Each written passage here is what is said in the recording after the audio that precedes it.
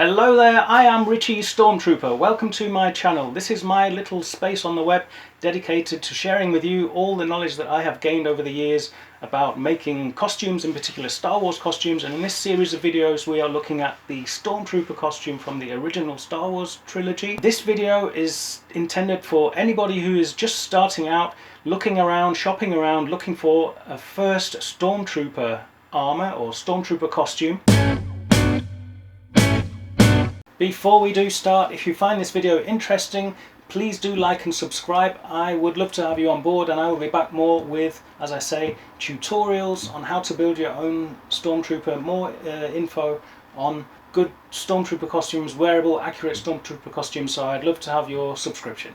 I can remember back to the time when I was just starting out. If you're anything like me, you probably Googled already, and you've probably come across one or two very prominent offers online shops offering what seem to be really attractive, good, ready-to-wear armour costumes.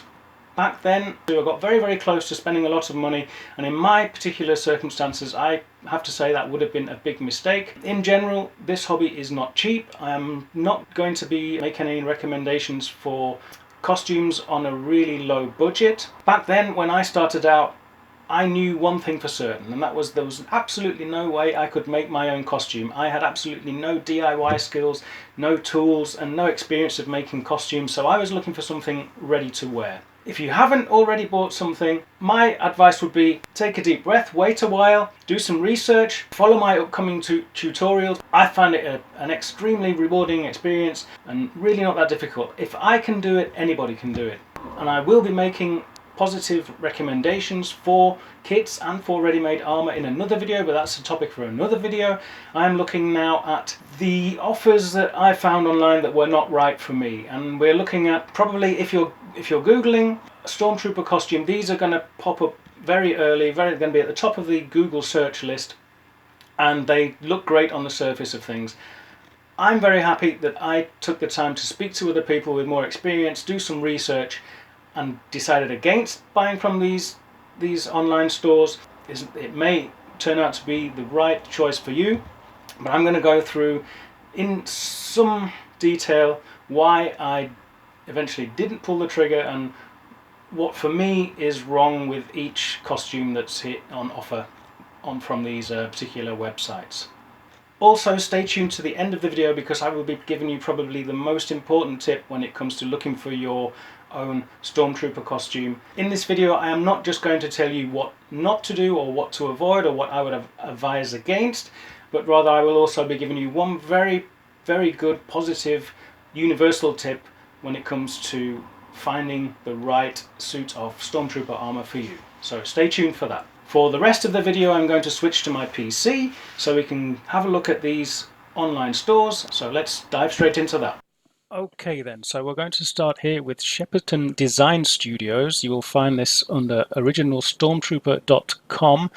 This is where it starts for me in the name itself. There's a whole load of information, for want of a better word here, a whole text about history, lots of curious videos and strange photos going, presumably proving the owner, Andrew Ainsworth's involvement with the making of the original Stormtrooper costumes. He definitely did have something to do with making of the original props. This is the guy that was contracted because he had a vacuum forming shop to vacuum form the original armor and helmets. So they contracted a local guy who was making canoes and fish ponds for his main line of business and got him to vacuum form these suits. But anyway, we're only really looking at this with the history is not really what we're looking at. We're looking at what's on offer, his supposed original Stormtrooper armor, and what you get for your money. As you can see, you're quickly at almost £1,300 for a full set of armor. And the claim is, our ready-to-wear armor is expertly made and the most authentic set available. Now that is a big claim. There is also a claim here online somewhere that says that he's using the original molds. Here we go, cast from the original molds used for A New Hope. So let's look if that's accurate then. Have a look at the armour itself. I think the best way to go about this is just by pulling up some original references and having a look how they compare. Now, the first thing that strikes me with this, if I was just looking at this online, is this chest piece. Look at that alongside the original chest piece, and you don't have to be an expert to notice that these lines are incredibly different. I mean, when you first look at these pictures, you're not looking at a comparison side by side. These look pretty cool, right? I got very close to buying this, but then I asked the opinion of others, and they pointed out various things like this. The chest piece is quite obviously not molded from the same mold as was used on the original costume. Look at this side-by-side picture, it's absolutely clear. The belt is at a very strange height, and remember, these things come pre-assembled, so this is the way it's going to have to be worn without serious modification. That really, on all the original Stormtroopers, was a lot higher. This, you can see clearly from the way the legs are assembled that there is a raised ridge and like an overlapping seam. Here on the back of the thigh, on the originals, as you can maybe not see, but maybe you can't see it, but I can assure you these were butt jointed. There is no way to assemble the original armor with this kind of overlap. They were butt jointed, two pieces, end on end, with a separate cover strip over the join. And that applies to all of these joins. And here we clearly have overlaps and a raised ridge. This cannot be made from the same molds. There are just two striking differences immediately.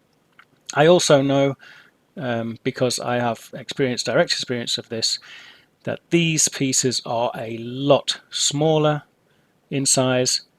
These calf pieces are very short, as you can also appreciate just on this mannequin, even if it's a very large mannequin. There is a lot of evidence to suggest that one original mold still exists, and that's the faceplate of the helmet here. That seems to be very true to the originals. However, you can see that the back piece, the helmet is made of two pieces. There's this dome piece here and a faceplate separately, and then the ears are stuck on over the top.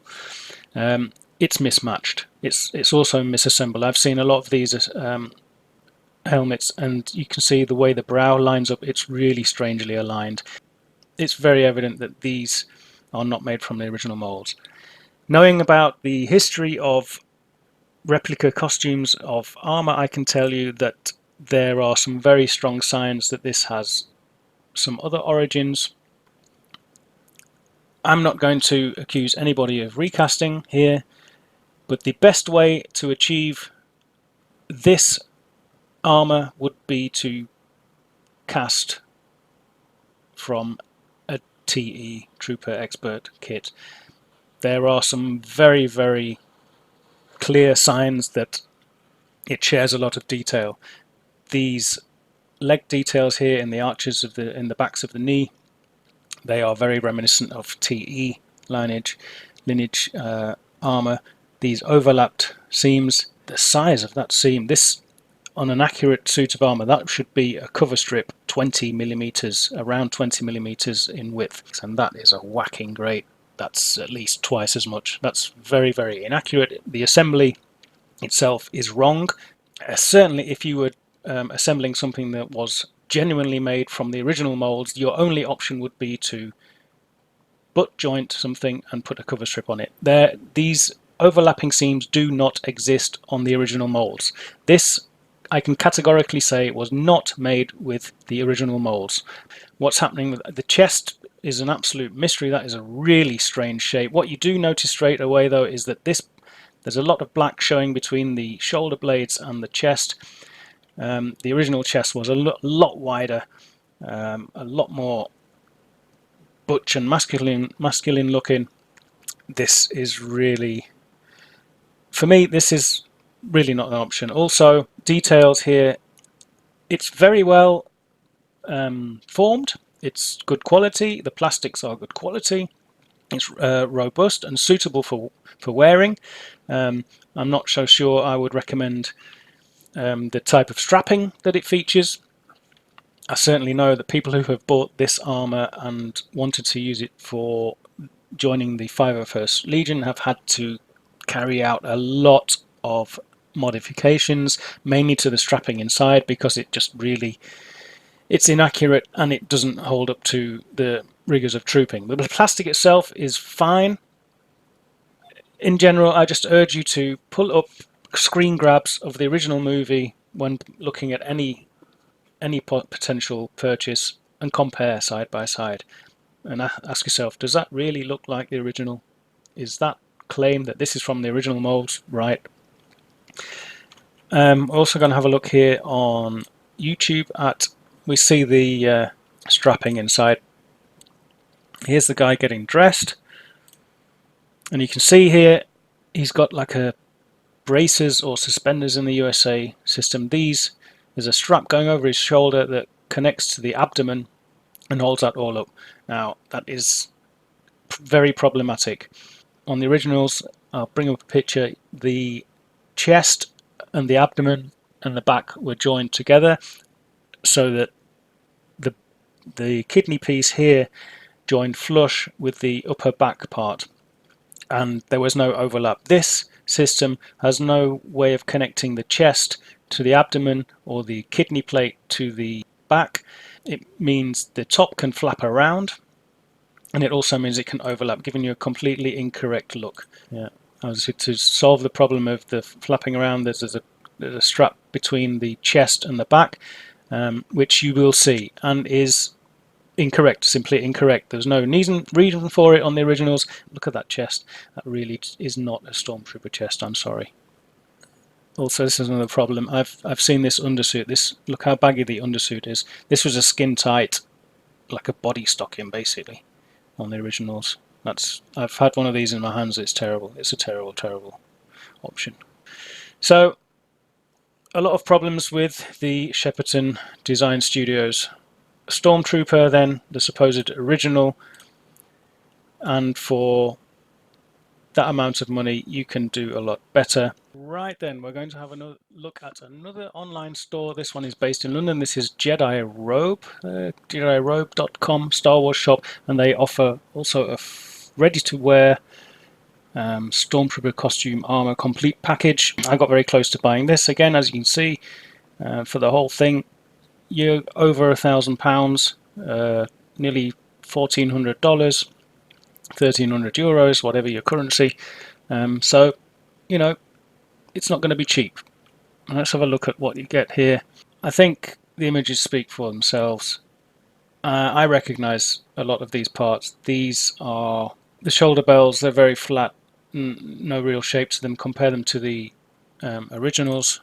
To my eyes, I've been looking at these for a long time. A very early replica kit was known as FX. These thighs are a good giveaway. Look at the very different shape of the thighs at the top. When you get used to looking at helmets, you'll see that that looks very off. I'm not sure what that is. It seems to be some kind of three-part construction as well, like the dome is separate and this is separate and the face is separate. That should be all one piece. This is a very, very inaccurate, outdated suit of armor. These molds are very old. At one time, this would have been kind of state of the art. You can see here the common mistake. So obviously, there's a problem with assembly. The problem, not having seen these suits of armor or something very similar, I know from experience that the chest piece and the back piece are very, very large. As from top to bottom, they're very, very tall, very long, and it's almost impossible to assemble these properly, where the back and the kidney, as you can see here, that overlaps. These should be completely flush because there is a tight connection here on the originals. Compare the shape of that to the original. It, at first glance, you know, the action shots looks pretty cool. If you've not been looking at Stormtroopers recently, not watched the movie recently, it could look okay, I suppose. Again, here you have weird overlaps. I'll try and find a picture of an FX kit. FX was one of the first attempts at for fans to sculpt their own armor.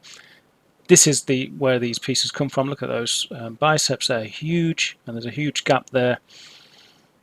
Just side by side, you can see, even to the untrained eye, there is a lot wrong with this.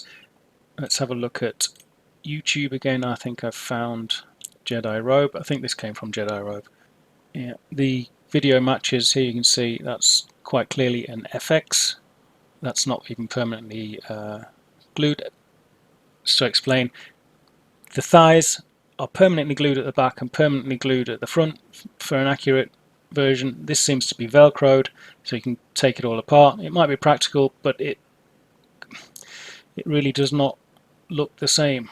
You can see here also this isn't an overlapping pieces so that you can get velcro in there and take it all apart. This was butt jointed, a separate strip over the top and two ends, flat ends. The problem, plastic handguards. The originals were latex, so far from accurate. There are the huge biceps. Oh, look at that chest. Bears absolutely no resemblance to the original chest. This is just so outdated, and it's as you can see from the current website pictures, it's still what they're selling now. And I think if you're going to be dropping $1,400 on something, and you want to look like the real thing, and you're not going to do it with Jedi Robe, I'm afraid. A final stop then. We're now looking at licensed armor. And as you can see, this is also for pre-assembled. I think they are Novos, as they call themselves. They have a license. I believe you can buy this as a kit as well. As you can see, pre-order now. This is a lot better. You know, a quick flick through and you can see, oh, this looks a whole lot better. And there are good reasons for that. Now the claim in press conferences on the site, look, that chest looks a whole lot better, is that being licensed, they had access to original suits in the archives. Not unfeasible, right? Possibly true. Again, I am not going to accuse anybody of recasting because it is frowned upon in the hobby and in the business indeed. I would urge anyone who's thinking of buying a Novos to check out RS Prop Masters of the UK and look closely at certain parts. Now the overall shape of this is great. It has quite obviously it's directly related to original armor. Somewhere along the line this has lineage, something has been cast from an original suit, it all adds up. There are a few unusual traits. This left arm is striking. Just to tell the story briefly, RS Prop Masters is the only maker offering something which has been cast from an original suit from episode 4. One of the owners had a suit, he got it off his uncle or his granddad or whatever. That's as I keep saying, a story for another video, but it's legit, it's proven. He had this suit. It was, however, it had two right arms. So this whole assembly on the left was actually designed for the right side. So when it came to casting the suit, to make it symmetrical and easier to wear, you can wear arms on the left arm on the right side and vice versa. It happened in the film, things got mismatched. But to sell something, the guys at RS Props sculpted this left arm all from scratch. Not this left arm, obviously, because this is a different maker, and their claim is that they have access to originals from Lucasfilm archives and they've cast from the originals. I'm certainly not going to accuse them of recasting from RS Props. That would be ridiculous, surely. But it's a huge coincidence that this left arm matches. It's not particularly accurate, it doesn't really match the originals very well. This matches the RS Prop Masters left arm, the one that was sculpted from scratch. Coincidence, no doubt. Now another common mistake, call it a mistake on set, was when they were assembling these parts, they were assembled quickly. The calves or shins, whichever way you look at it, are made of two parts, inner and outer, or other way around, inner and outer, and there are four completely different pieces. One designed for left outer, left inner, one designed for right inner and right outer, and they were often mismatched. On screen you will see all kinds of combinations. If you are used to seeing these, you will also notice straight away it's kind of unshapely. These are not put together right. I don't remember offhand, I'd have to look it up, but this is not right outer with right inner. It looks like right outer with left outer, to be honest. That could be left outer with right outer. Some kind of mismatch. But by pure coincidence, it's also exactly the mismatch that is featured on the RS Prop Masters suit. So we have huge coincidences that the missing left arm on the RS Prop Masters suit is almost completely exactly replicated here, and the shins and calves also perfectly replicate the RS Prop Masters suit. Also, I've seen this up close. When casting something from an original, it's like recording vinyl to an old cassette. For those of you who can remember recording on cassettes, you lose some of the detail, the sound deteriorates, doesn't it? It's the same as this. Every time you cast something, it gets a little softer. So what have the guys here done in charge at Novos? They've gone in and they have taken their clay impressions of whatever they've cast it from, and they've sharpened up some of the detail.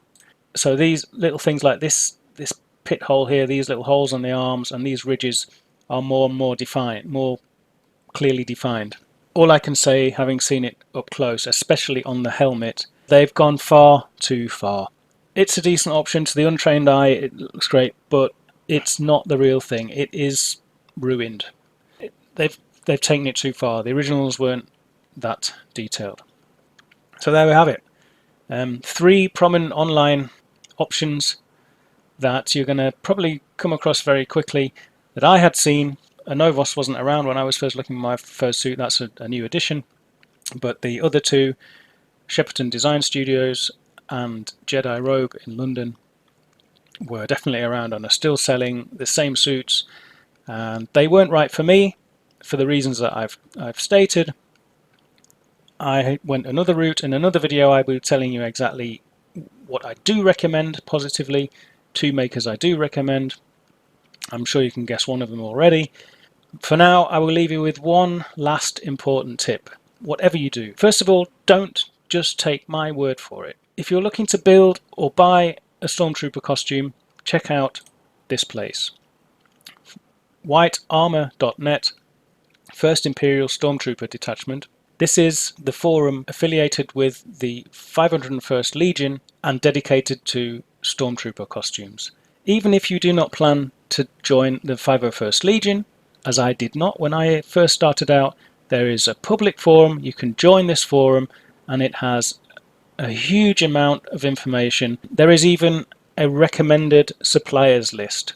Save yourself time, money, trouble, tears, pain, regret, and sign up here and start talking to experienced Stormtrooper costumers and people in the same situation as you, and you will save yourself a lot of misery. Also, you can contact, just look up the 501st Legion. You can contact your local garrison, 501st.com.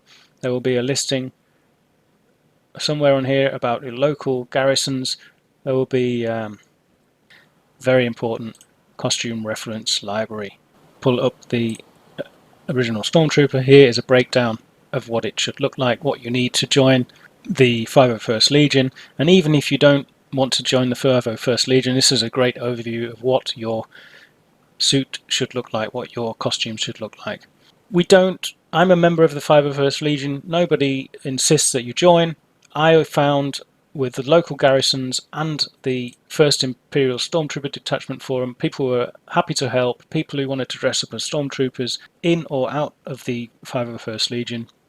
That is probably the most important piece of advice I'm going to give you in any of these videos. I'm going to be back with more. I'm going to be providing tutorials, trying to put everything in one place so that you can follow an easy step-by-step how to build Stormtrooper tutorial. I also urge you not to take my word for it. Check out the forums, and I'll be back with a new video soon. Thank you very much for watching. If you found it interesting and you're interested in following the tutorials, please do like and subscribe. I will be back with regular content. Until next time, take care.